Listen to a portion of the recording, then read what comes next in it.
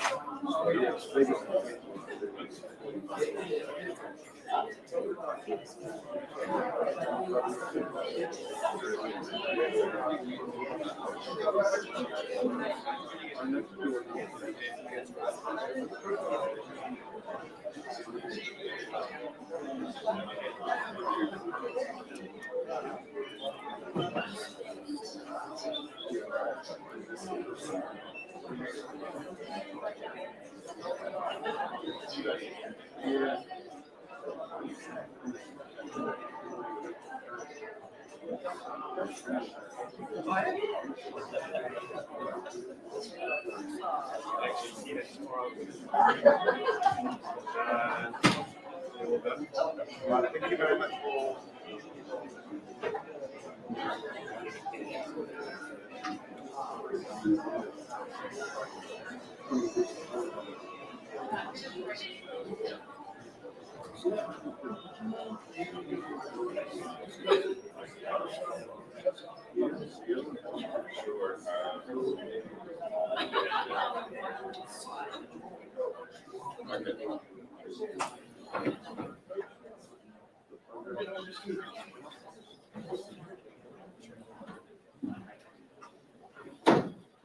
Moving furniture. Good afternoon, everybody, and welcome to this great session that we have here.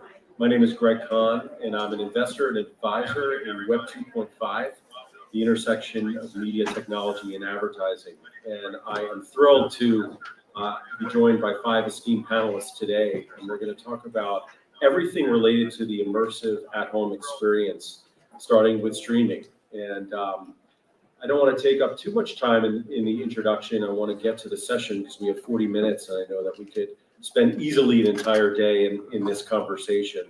What I'm going to do is I'm going to first just ask each of the panelists to introduce themselves. I'll share a few statistics just to kind of level set on where we are in the industry here at CES.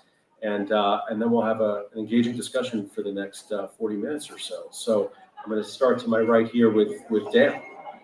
Hi, everybody. Dan Robbins, Vice President of Marketing and Partner Solutions. Hello to everybody on the right side of the room. I apologize if I'm a voice of God hiding behind the podium, but it's great to be here. Hi, my name is Liz Reamersma. I'm Vice President of International Programming for Dish Network and Sling TV. It's great to be here.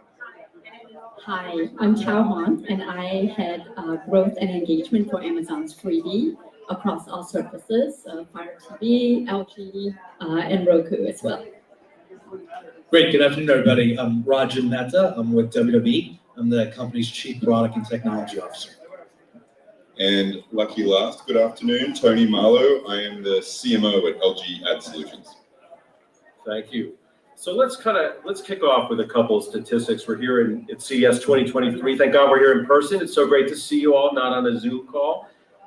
Let's talk about some of the statistics that were released today at CTA. So projected technology retail revenues are expected to be $485 billion in 2023, which is above pre-pandemic levels. Just to give a bit of context, it was $435 billion in 2019. But that's down from 2021 and 2022, which was about $500 billion. What are some of the notable areas of growth? Of course, it includes technology services, which we're here to talk about today. That includes gaming, video, audio, and apps, which are projected to grow for the 5th year in a row.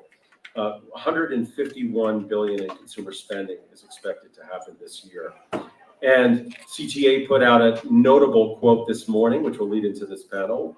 The streaming market is especially competitive, with major brands vying for consumer attention in the home.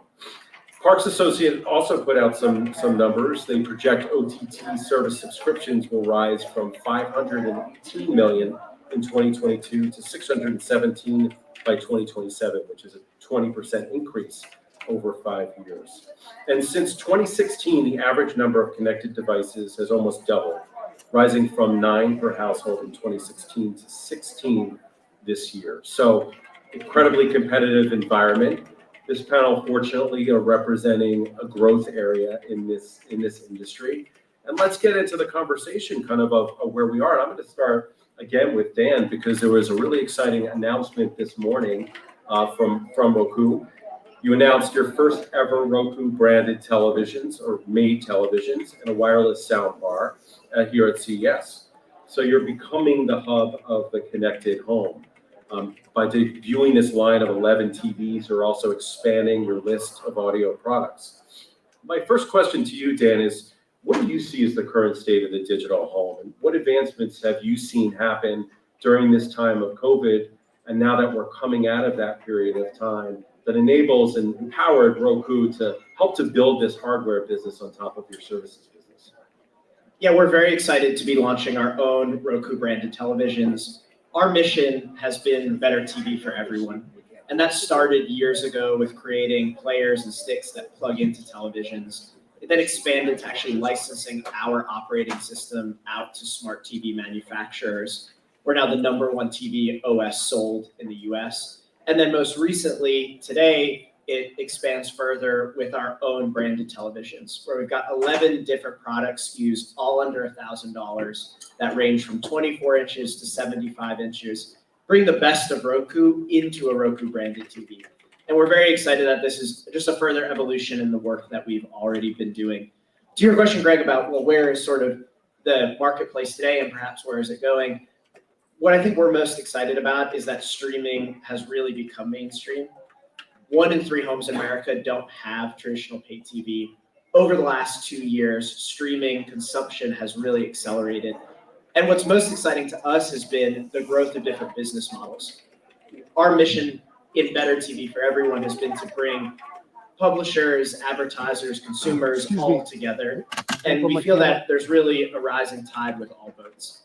And so as ad-supported streaming services, subscription services, rental, and more have all grown, it's a huge opportunity for the next sort of chapter of the industry as we think about what the living room looks like in the next 2, 5, 10 years. Thanks, Dan. Tao, let's talk about Amazon and your perspective of this digital home. I mean, backstage, you and I were chatting about the first time that Alexa was featured here at this show. I did a session around that. It was an exciting time for voice activation. What's your perspective from where we are today in the digital living room and the digital home? Yeah, no, I think that the most exciting part has been the growth of ad-supported, of AVOD within streaming. And what we've seen, and actually the origin story of Amazon Freevee, is that we saw customers on Fire TV and Prime Video search for free movies and free TV. And what we've seen sort of in the past 3 years is really this incredible demand and appetite for premium, ad-supported content. And I think the distinction that we have at Freevee and what we've seen as a differentiator has been the exclusive originals coming out of Amazon Studios for Freevee that are well-produced, broadly appealing, and really on par with TV, with cable broadcast, as well as SVOD. And that we've seen has been just a real sort of motivator of growth for us as well. Great. So tons of content, ad-supported content. Roger, I'm going to ask you next, kind of your perspective. You represent certainly a passionate audience around wrestling and entertainment. Love to get your perspective, Carl, on what does the immersive home mean to you in 2023? Yeah, it's a really good question. So when you look at the at-home experience from 5 years ago, 10 years ago to where we are now, it's moving really fast, right? The Alexas that didn't exist, the Roku devices that didn't exist. So what we look at is this is great for a content provider, right? So someone who has IP like us at WWE, you have something like as you were talking about with the wrestling fan base, right? We do shows live Monday, Tuesday, and Friday in the US, and that's core programming. But there's so much that goes beyond those shows, right? So Monday Night Raw, Tuesdays NXT, and Fridays SmackDown. How else are you filling up those other hours? So we do about 40 hours a week of free content that's on social and digital platforms. So those are all part of the at-home experience. Again, whether you're watching on your television, your mobile device, or whatnot, there's podcasts that are available that you start getting access to with your smart speakers. So you see this ecosystem built of streaming platforms, gaming platforms, podcasting, and smart speakers. And as a content holder, like that's a lot of opportunity to bring your IP, your content out to consumers. And that's how we're taking a look at it. That's great. Liz, I'm going to turn it to you next. And you represent sort of the international side of the business. So I think often at CES, it's important to get the perspective of, what's happening here in the US vis-a-vis what's happening in other territories. I'd love to get your sense of where do you see the market today and how does it differ from internationally than what we're seeing here in the US? Sure. And in my role, what I do is I take content from outside of the US and I bring it in the US. And we typically are marketing and selling to other expats or immigrants. What we've spent the past couple of years doing is, in my business specifically, is actually doing API integrations with direct-to-consumer streaming platforms from outside of the US, right? We probably have done about 20 so far. Our domestic business has actually started doing this as well. And the idea was really, we wanted to be able to create the best content and bring the best content into the home for our customers. And we were finding increasingly the best content wasn't actually going onto linear TV. So we devised this sort of integration that allows to bring the best new content, totally different formats, way different level of engagement, shorter formats, more shoulder content. What we've seen is actually changed the behavior of the viewer, right? So where we would typically see someone sitting down in front of their TV for hours, what we're seeing is more of an extended life or an extended behavior of the user with this content, right? It's going from primary TV viewing device over to mobile, back. And what we look at is really how do we change and deepen the experience so that the engagement can continue across those platforms. Thank you for your perspective. All right, Tony, certainly not least. I'm not going to say last year, but your perspective, LG Ads is a separate unit from LG, but I'd love your perspective in the overall organization. Again, how do you look at the digital home in 2023 differently than you may have looked at it, let's say 2 or 3 years ago? It is funny. We're at an electronics convention, but it all starts with people. And what we're observing right now is people have this insatiable appetite for content. And you referenced it before. I mean, with the onset of the pandemic, there was maybe a 3-week period where we potentially saw 3 years worth of transformation in terms of content consumption, in terms of shifting from linear to streaming TV. And at LG Ads, we call this the big shift. Phase 1 of the big shift at the onset of the pandemic was adoption of streaming content on bigger screen in the home. Rapid adoption, people that traditionally didn't do that started to do it. At the onset, it was really underpinned by subscription services. So my Netflix, my Disney Plus, my Paramount Plus. Now we're observing a second fundamental shift, and that is not necessarily a shift away from subscription, but leaning into ad-supported models. And we recently did a piece of research that was run in the US, UK, Canada, some other markets. 70% in the US, 70% of TV viewers actually prefer ad-supported models. Through the course of adding a lengthy list of subscription services, the cost has increased. You've got economic headwinds, fears of recession. People are now still wanting more content. That appetite hasn't been satiated, and it's now starting to really explode through fast AVOD ad-supported models. And I think that is the biggest shift we're observing right now, and it goes back to people. I like that, going back to people. Okay, we set the context. There's more content than ever served up in as many forms as we've ever seen. Is that better for the consumer? So I'd love for each of your perspectives, and anyone could kind of jump in here. today, January 2023, with more content than ever before, more platforms than ever before, is the consumer winning? I would say yes and no. I mean, yes, there's amazing content. You could spend the rest of your life consuming content, never leave your room, never leave your house, and you're spoiled for choice, but it's kind of overwhelming. From a consumer standpoint, I don't think that we've made it easier for consumers. I don't, I spend a lot of time focusing on this, but I don't think that, I don't think there's a consumer out there who wants to be subscribing to 10, 12, 15 services, right? So I think that we're going to see a really interesting couple of years. And the reality is they don't need to subscribe to them for very long. So we're putting a lot of power into consumers' hands, which is great, but I'm not sure they want necessarily all of the power, right? Like it's a lot. It's I think can be overwhelming. Yeah, I think one of the things that's exciting in what comes next is going to be discovery. And it's something that we, as the largest streaming platform, have put a lot of focus into because there's some research from Nielsen that it takes the average consumer 7 minutes to figure out what to watch. And we've thought a lot about how do we actually make that journey shorter. It's a cold start problem. And we've done a couple things. One, we launched zones where we actually take specific types of content. If you are looking for sports, there's just a sports zone that takes everything across our platform and puts it in one place. If you're a Harry Potter fan, you can actually search with your phone for Harry Potter. It'll come up and bring up a hub just for Harry Potter. You can see everything there. We've also started things like Featured Free, where we pull from a bunch of different services and surface up free content.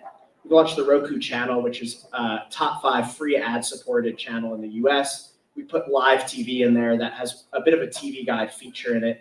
And so we've been really thinking about lots of different ways to try to make content discovery easier.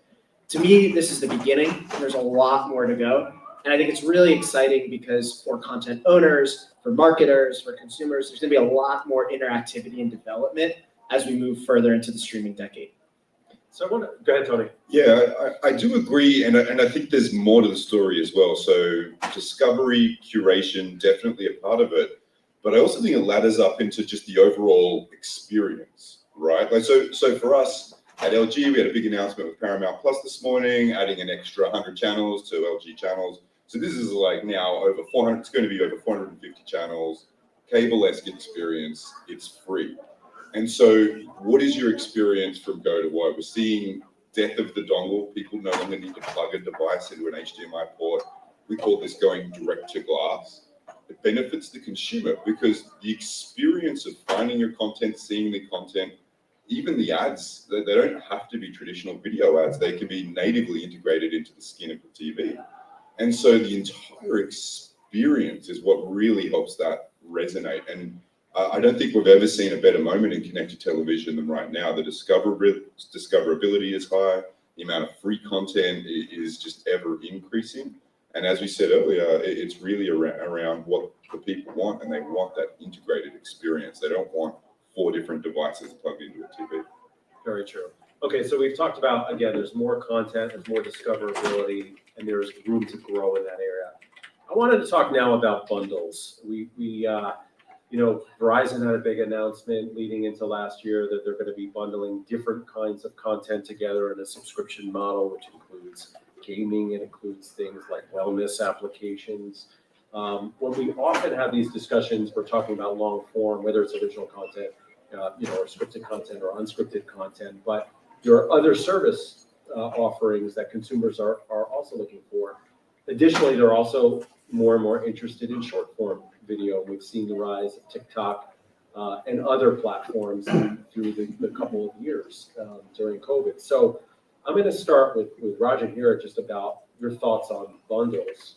And what do you see as will emerge in the next year or two, let's say, with respect to consumer bundles? Yeah, so if you look at it, for those who aren't as familiar, back in 2014, WWE launched a direct-to-consumer video service. It's probably one of the earlier consumer services then.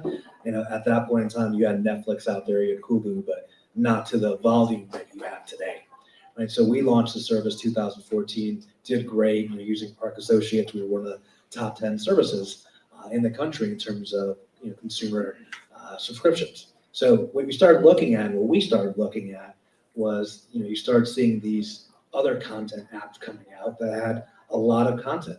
Right? You had the Peacocks out there, you had Disney Plus out there, you have HBO Max coming out, and you start seeing where consumer appetites go, right? And you start seeing that people are going to stop wanting to have 10, 15 subscriptions because it becomes tough to manage, right? As a consumer, and the value proposition for those apps starts to tend to be variable, right? Because based on the content that you have. So we started taking a look at it, and what made sense for us was to take our content offering, the WWE Network, and put it on one of those apps. So we did a deal with Peacock, and we launched it in early 2021 in the US, and it's been great. We've seen our consumption increase because the broad-based distribution for Peacock, and so we were able to see more and more people watch WWE content. So it worked out really well for us. And so the reason I bring that up is as you start taking a look at why we made that decision, we made that decision because we thought it would be better for the consumer. Right? It gives them more opportunity for other content, and it was better for WWE. So those are like the two primary factors, right? You look at it, what's best for your business, and you look at what's best for the consumer. So then to go to your question of where the industry is going, start looking at it that way, right? If people are going to struggle with 10 to 15 subscription services, does it make sense to start putting them together, right? And so now you start hearing folks like Disney who have ESPN Plus, Hulu, and they're Disney Plus, and they bundle it together, right? So you already start seeing that happen. So what's to stop the next set of bundles where you have manufacturers like my colleagues on the panel or distribution partners, the cable partners, putting their bundles together. It's kind of going back to the great unbundling that happened over the last 10 years ago, and now the great rebundling, and that's kind of how you should start taking a look at it. I like that. And I think from our perspective, it creates really winnable moments. So being able to aggregate moments like here's Pride content aggregated and brought to you by your favorite insurer, or here's holiday content, holiday movies, TV shows, new and classic, brought to you by your favorite retailer. And it really changes the definition of what we think of as a bundle. And it's just right there, seasonally relevant, potentially even weather relevant in terms of ads and content, using data signals and what we know about people to give them the content they want and give them the ads that are actually relevant. So bundles are diversifying, right? There's more and more different types of content. And why is that happening? It's happening that companies are realizing they need new revenue streams, new ways to reach consumers. And so two ways that they're able to increase their revenue is one through advertising and the second through e-commerce. So I want to spend a little bit of time talking about those two areas. And Liz, let me get your perspective on the advertising side first. What's your perspective on a good advertising experience in 2023 with respect to CTV?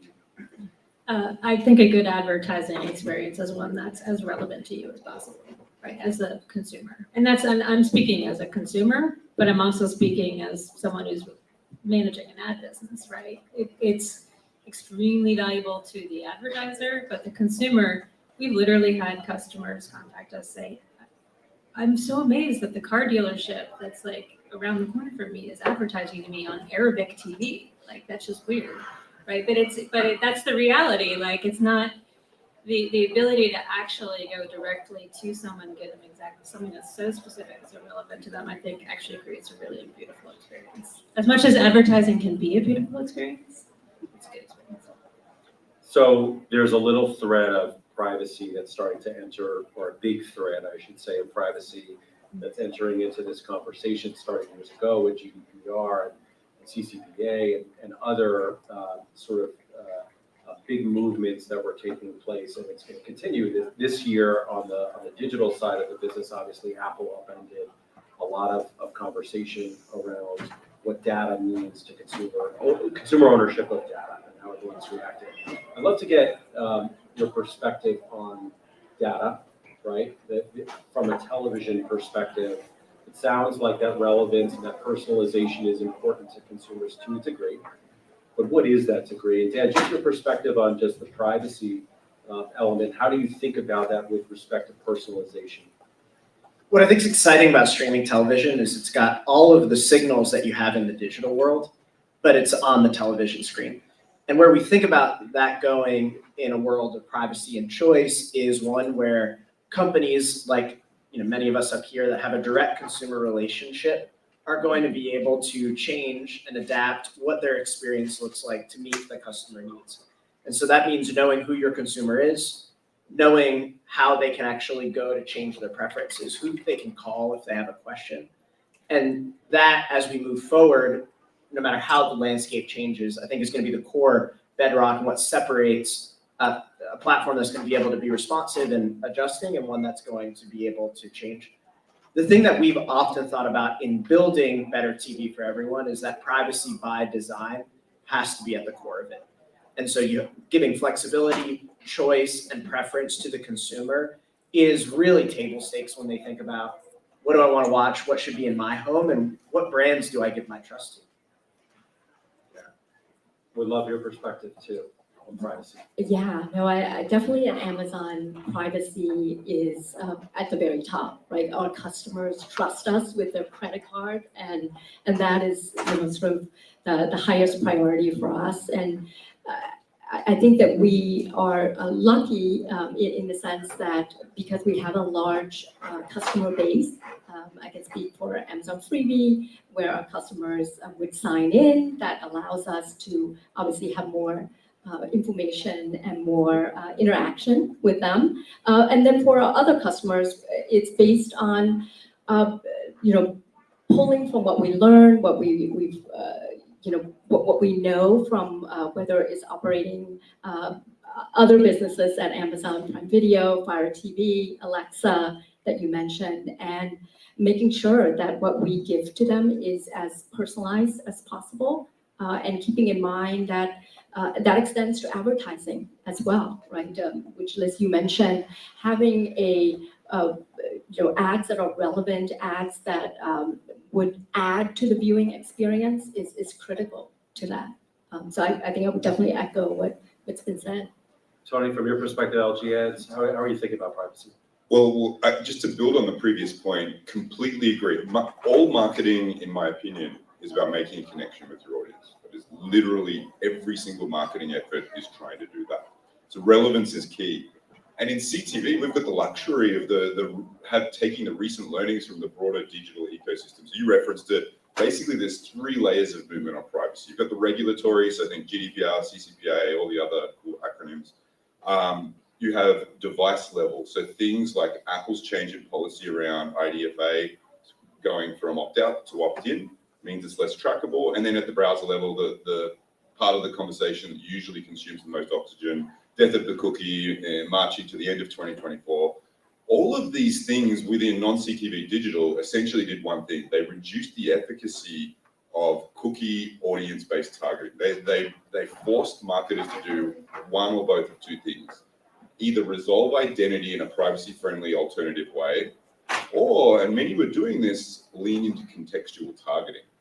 And within these environments, when you're leaning into contextual, marketers learned very quickly, you can make a meaningful connection. You can be very relevant, and I don't need to know a lot about you because I understand the context in which this connection is occurring. And so when you bring those learnings to CTV, we know a lot about what's being viewed on a TV. You don't need to know a lot about the individuals on the other side of the glass, and you can create very privacy-friendly yet meaningful connections with your audience. And I think that's the cool thing about CTV.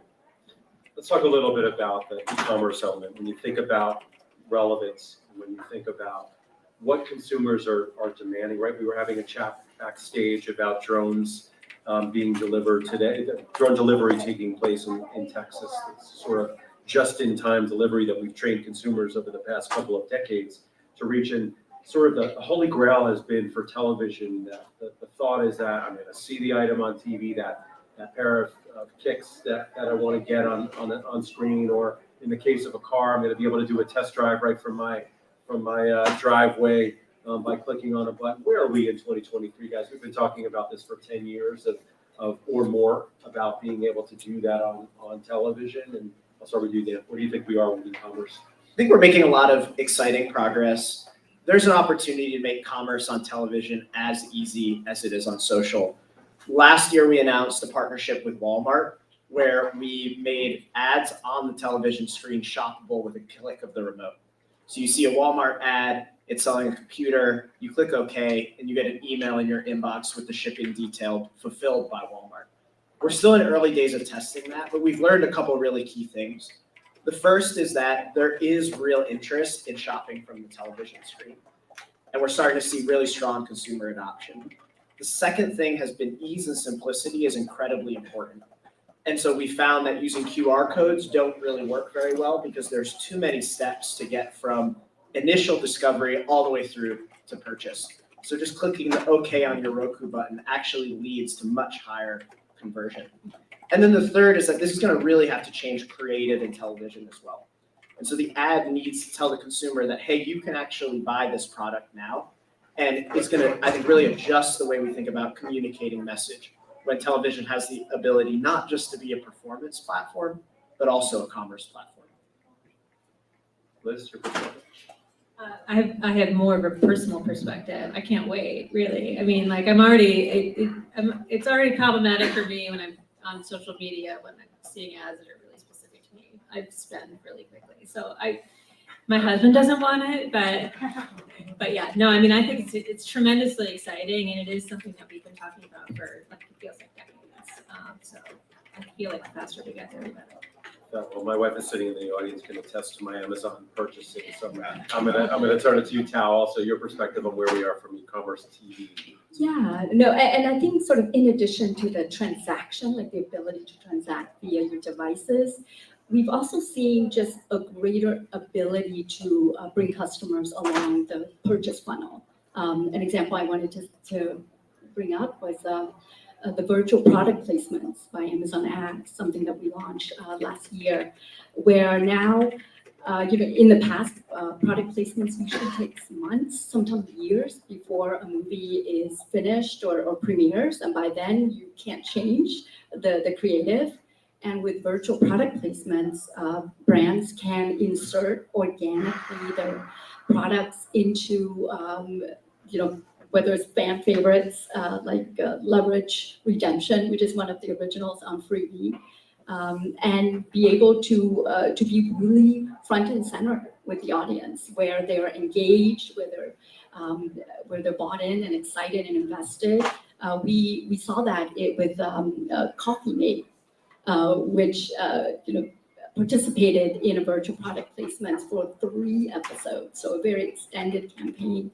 And what we saw from the brand lift data afterwards is, double-digit growth in product recall, positive product sentiments, and intent to buy. So I think there is the element of allowing the transaction to happen, but also just a lot of work to kind of use premium video content to bring people along as well. Roger, I'm going to pivot slightly to you because on the back half of this session, I want to make sure we touch upon a couple things, and then I'm going to ask you all for a prediction because we're at CES, so we have to leave with some predictions for the year ahead. I want to address gaming and short form / social content and how you see those worlds coming together. I'm going to talk to you first about gaming. It's an enormous industry. For some reason, I use the phrase that gaming came out of the basement in the past couple of years. It was perceived as being teenage boys in the basement playing Xbox, and it's now gamification of everything has taken place, but it's often not discussed in this broader context of long-form content, right, or even CTV. What's your perspective? I know the WWE audience is hugely passionate about gaming.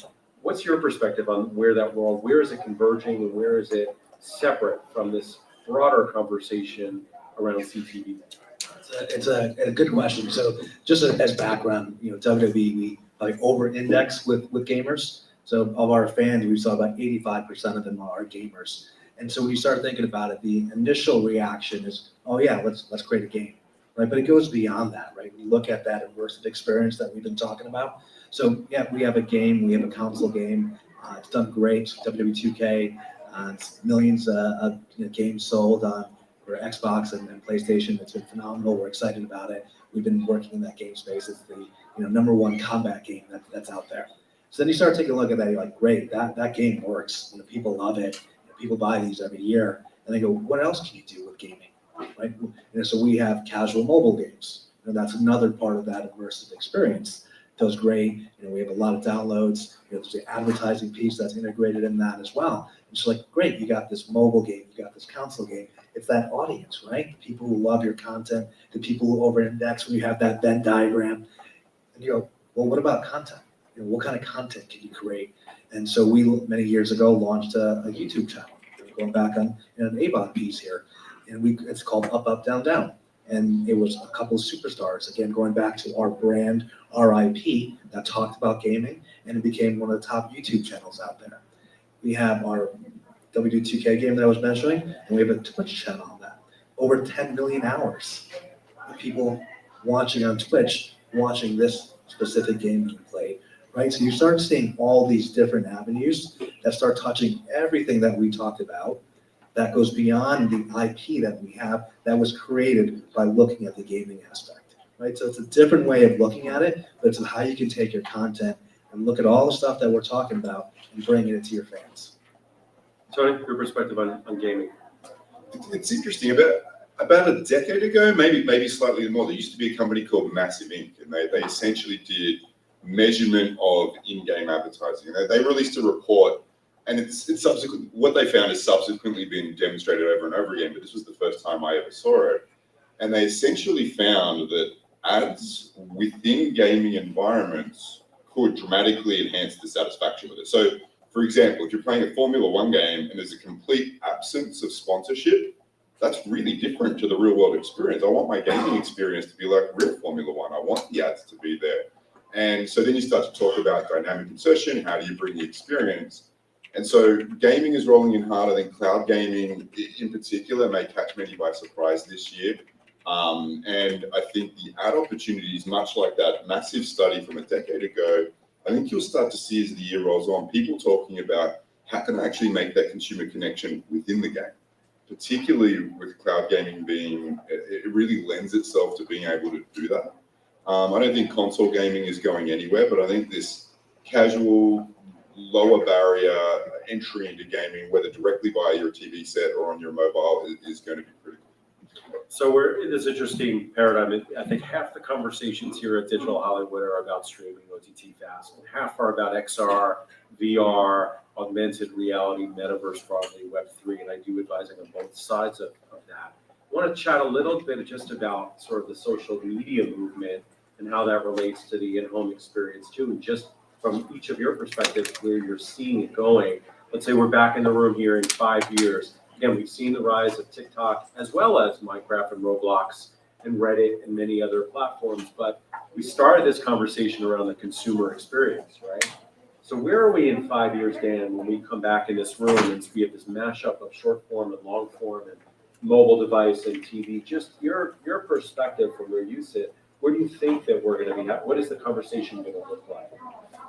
I wouldn't presume to know what the conversation will be in 5 years because it moves so fast, but I do think that there will be convergence and that some of these things are going to start to come together.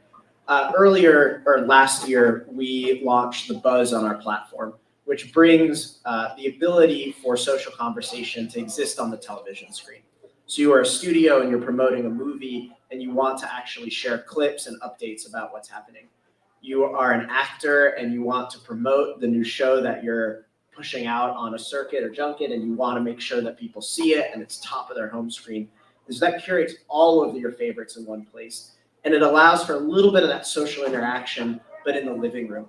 We also know that consumers mostly watch TV with their phones in their hands or sitting next to them. So these things will start to come together. In what shape or form, I think we're all still discovering, but it's one of the reasons why it's such an exciting space to be in. Liz, again, you bring international formats here to the US, and we know from consumer experience that just if you look at the numbers of people that are consuming content, all these different devices, social media, mobile platforms, mobile first platforms, what are you seeing from your lens in terms of this collaboration between all the movies? We have, as I said, we package now really new short form content or original content with linear TV. What we are seeing though, at least as it relates to my customers, is when we release interactive features, like for example, Sling has a watch party feature, really great feature. This is something that, we built, we had a hunch that it would work, it really over-indexed tremendously for my customers. And in retrospect, it kind of makes sense, right? Because if you're coming here as an immigrant from India, you might want to, your friends from your hometown are not necessarily going to be in your hometown in the US, so that makes sense. Maybe you want to watch the cricket game together, the cricket match together. The aspects of interactivity and driving that engagement with customers really where we're focused, Slang as a whole. We want to be able to increase engagement, extend out any kind of user sessions, and actually just their primary experience with our app in terms of entertainment. But we also know that we can't go forward into 2023, 2024, 2025, beyond without looking at actually unique experiences and how you make it so that it's not just the watching of the content that is returning back to the app. So I can't specifically say what we're going to be releasing, but we have a lot of focus in that area, and I would expect that would be really our theme as we're looking at new feature development. Okay, we've got 1 minute left, so speed round. I'm going to start with you, Tal, on just a prediction for this audience. We're coming back here in 2024 in person. What's your prediction of what we're going to see? I think that AVOD will continue to see increasing adoption as people worry more and more about costs and fatigue for subscription. So I do think AVOD will continue to have a really, really strong year. Great, Roger. So real quick, so I did my first live stream 17 years ago. I was at the NBC Olympics. So that was, and when you say a long time ago, but when you think about it, you're like, wow, streaming is just here. No, it's been around for a while. It just has to evolve, right? So technology evolves. And so you'll see this continued evolution of technology that in 5 years you look back, you're like, wow, this changed really, really fast. So your piece here in about a year, you're gonna see an evolution of what we do today, right? You're gonna see AI, generative AI keep going. You're gonna see metaverse keep going. You're gonna see short form, long form keep going. And in 5 years, you're gonna go, wow, things really move quickly. Tony. I completely agree with both of those. I think if 2022 was the year of fast, free ad-supported streaming television, 23 is where we go faster. Love it. Liz. I would echo the fast piece for sure. We're seeing a lot of growth in that area as well. I think it's the start of the great rebundling. I think consumers will drive a lot of this, but a lot of the sort of pulling apart of the ecosystem that's happened over the past couple of years, I think you'll start to see, it's a tough environment, people more willing to do partnerships where they may not have in the past, or distribution agreements where they not have in the past. So I think that's what you'll see for the next year, at least. Thank you. And Dan. I think we're going to make a ton of progress as an industry on discovery and curation. When we come back in a year, TV will be better and easier and simpler and more convenient than it ever has been. And I'll close with my prediction. I think you'll see a lot more wellness content in the next year ahead. You're already seeing that at CES on the show floor with devices. I want to thank this incredible group of panelists, Tony, Rajan, Tal, Liz, and Dan for joining us. And thanks to all of you. Enjoy the rest of CES.